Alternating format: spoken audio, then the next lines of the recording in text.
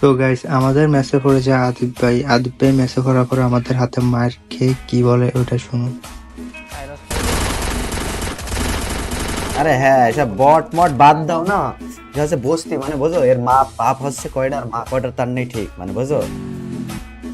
মানে তুই ডাউনলোডটা দিয়ে যদি খেলোস তাহলে তুই ভালো বংশের ছেলে, আর অন্য কোনো প্লেয়ার যদি ডাউনলোডটা লয়ে গেলে তাহলে বস্তির ছেলে, এটাই তো বুঝাতে চাইছস।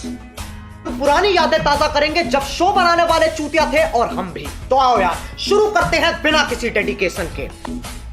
আরে শোন, তো বেশ্যার ফোলা বুঝছস, এক নম্বরে বেশ্যার ফোলা। তোর মা কটা তুই এটা নিজেও জানোস না বুঝছস, কানকির ফোলা বস্তির ফোলা, তোর মায়ের ছুদি। তুই শালার ফোলার ডাউলুকটা দিয়া মারছি দেখা তুই আমার গালি দাস, তুই মা দায়িত্বতে যে আমার মারলি ডাউলুকটা দিয়া, আমার স্কুলটা আরো দুটারও মারলি ডাউলুকটা দিয়া, তো আমরা তো একটাও তোরে গালি দিই নাই। খেলার ভিতরে একজনটা মারবে, তাই হইলে কি গালি দিবি? কানকির ফোলা, বিশ্বের ফোলা। তোর বাপ কটা ওটা তুই নিজেও জানোস না, এটার লাগে তোর মুখ দিয়ে শুধু বসতে বসতে বাইরে, বুঝছস? মা দাঁড়িয়ে আর তোর মা তো তোর কন্ডম ছাড়া জন্ম দিছে বুঝছস, এটার লাগে তোর এরকম ব্যবহার।